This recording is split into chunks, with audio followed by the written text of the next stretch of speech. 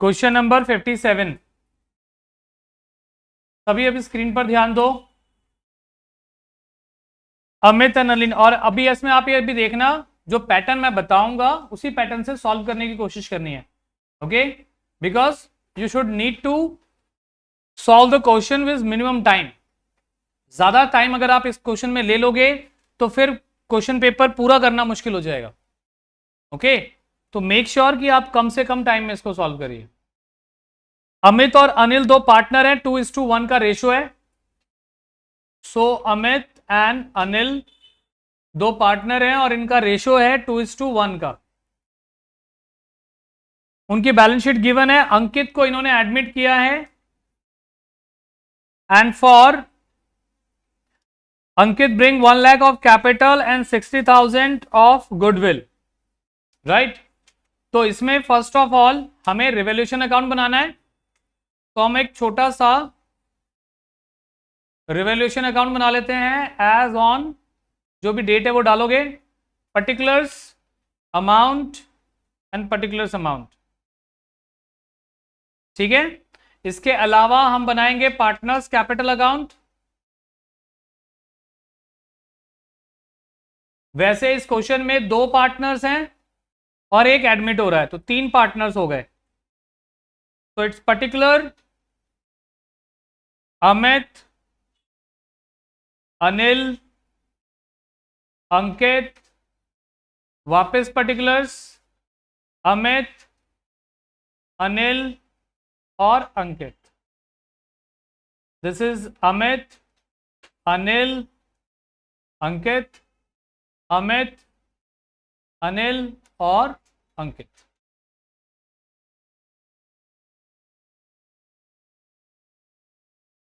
Clear?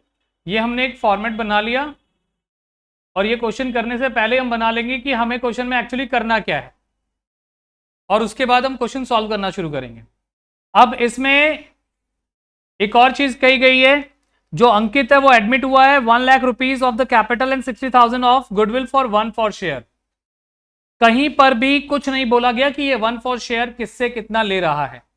सो जो अंकित है वो एडमिट हो रहा है 1/4 के लिए, तो इसका मतलब ये है कि ये केस 1 है, और इसमें ये जो ओल्ड रेशियो है यही सेक्रीफाइस है, तो हमारा वो भी टाइम बच गया। अब हमें सेक्रीफाइस निकालने की जरूरत नहीं है।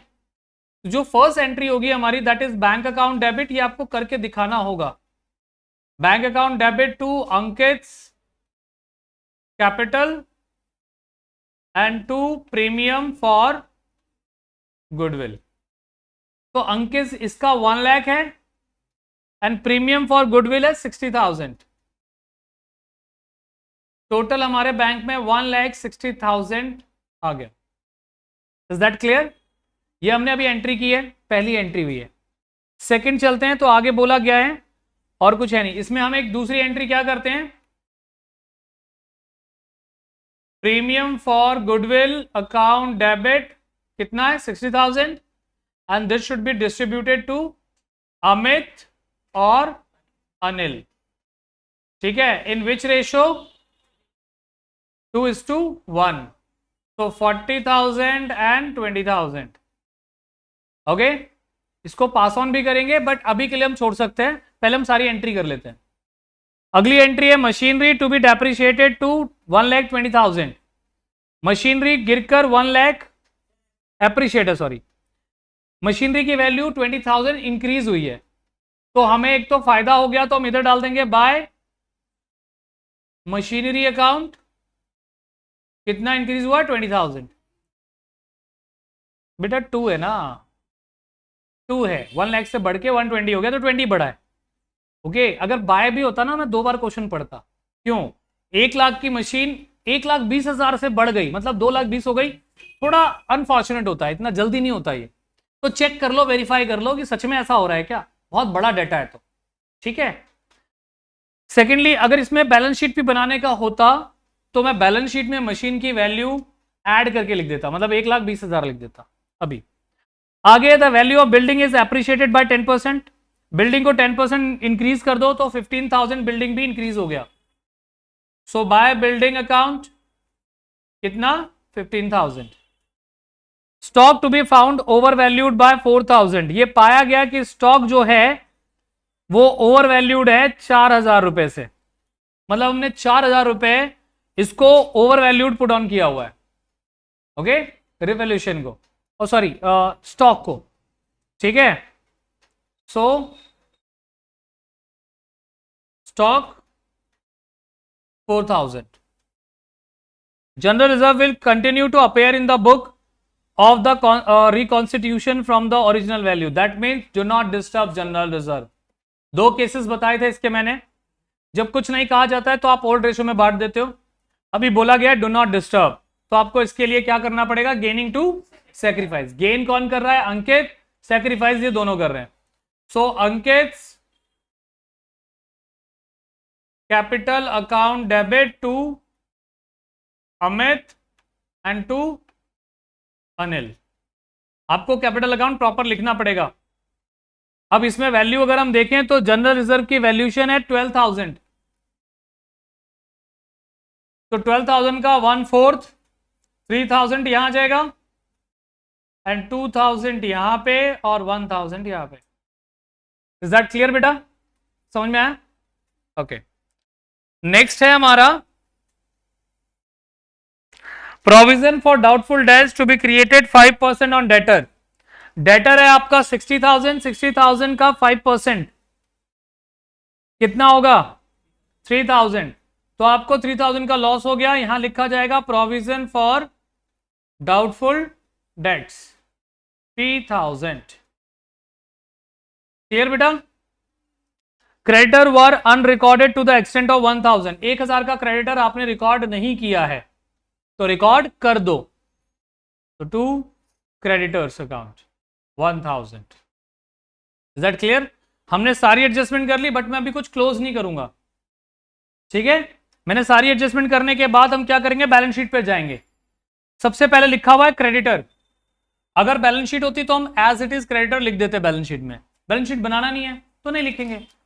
General reserve same balance sheet में जाता क्योंकि हमने गेनिंग टू सैक्रिफाइस किया है, बांटेंगे नहीं, ओके, गलती से बांट मत देना क्योंकि इन्होंने बोला डू नॉट डिस्टर्ब।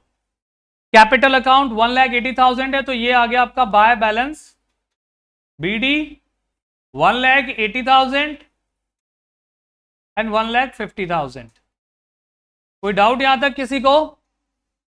अभी आप देखो ये मैं आपको समझाते हुए कर रहा हूं तो टाइम लग रहा है, अदरवाइज मुझे टाइम नहीं लगेगा, इस क्वेश्चन को मैं 10 मिनट में सॉल्व कर दूंगा, ओके, विद कैलकुलेशंस, क्योंकि इतना ज्यादा कुछ है नहीं इसमें, बैलेंस शीट तो बनाना ही नहीं है। बैलेंस शीट के साथ 15 मिनट लगते थे, 5 मिनट और लग जाएगा एक्स्ट्रा। आगे बढ़ते हैं, इस तरफ आते हैं तो कैश इन हैंड है, इसको भी बैलेंस शीट में एज इट इज लिखेंगे।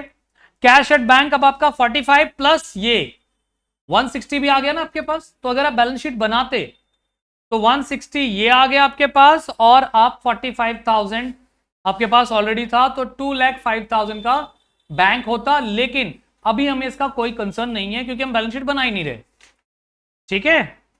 डेटर अगेन कुछ नहीं करना, हम तो यहां से सिर्फ ये देख रहे हैं कोई ऐसी चीज तो नहीं है जिसे बांटने की जरूरत हो पार्टनर्स कैपिटल में, कुछ भी ऐसा नहीं है। दैट्स इट, हो गया क्वेश्चन खत्म। अब हम सबसे पहले क्या करते हैं, रेवोल्यूशन को क्लोज कर देते हैं। रेवोल्यूशन को क्लोज करेंगे 35,000 35,000, तो ये आ गया टू डिस्ट्रीब्यूटेबल प्रॉफिट, कितना आ रहा है 27,000। ये किसको जाएगा, अमित को और अनिल को। 27, 9, 18,000 एंड 9,000, तो ये किस तरफ है, इधर डेबिट में, तो ये यहां कहां चला जाएगा, क्रेडिट में, तो बाय रिवैल्यूएशन। समझ में आ रहा है, 18,000 एंड 9,000। इज दैट क्लियर बेटा?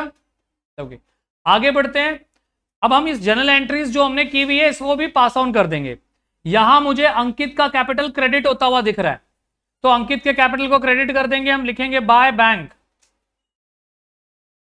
कितना 1 लाख। समझ आया? फिर अगर हम देखें तो प्रीमियम फॉर गुडविल, ये तो यहां पे क्रेडिट है यहां पे डेबिट है, खत्म हो गया डेबिट एंड क्रेडिट, यहां पर ये दोनों क्रेडिट हो रहे हैं प्रीमियम फॉर गुडविल के नाम से, so by premium for goodwill. Amit के अकाउंट में आ रहा है 40,000 और इसके अकाउंट में आ रहा है 20,000। समझ में आया? फिर यहां पे आप देखोगे तो अंकित का कैपिटल डेबिट हुआ है 3,000 से, तो अंकित का कैपिटल डेबिट कर दिया हमने 3,000 से, डायरेक्टली नहीं करेंगे, दो के नाम आएंगे इसमें, तो टू अमित 2,000,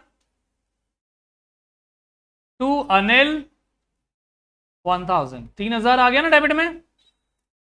और इसमें आप देखोगे तो अमित क्रेडिट हुआ है और अनिल क्रेडिट हुए हैं 2,000 से, तो बाय अंकित कैपिटल अकाउंट कितना है 2,000 एंड 1,000। हमारा क्वेश्चन सॉल्व हो गया। अब कुछ नहीं है क्वेश्चन में, अब हमें क्या करना है, जस्ट इसका बैलेंस निकालना है। ठीक है, तो सबसे पहले हम अमित का बैलेंस निकालते हैं। आपको मैंने पिछले चैप्टर में एडजस्टमेंट ऑफ कैपिटल सिखाया था, इसमें भी होगा, बट अभी इस क्वेश्चन में नहीं होगा, आगे होगा, जब होगा तब सीखेंगे। और इसमें काफी टाइप सीखेंगे, एडजस्टमेंट के 2-3 टाइप सीखेंगे।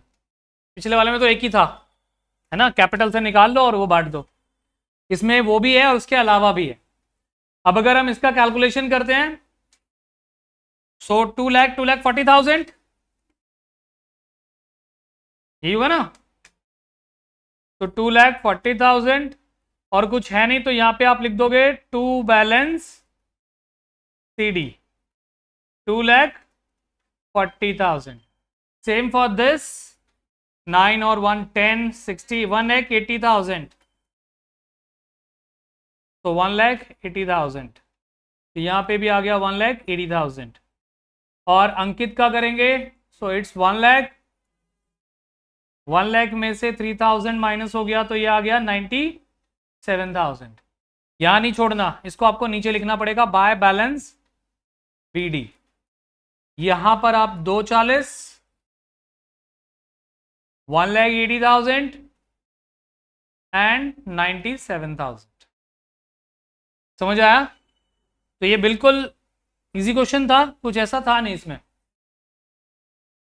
किसमें? उन्होंने करंट अकाउंट से कर दिया,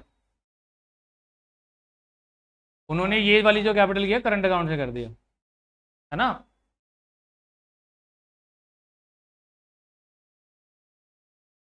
समझ आ गया?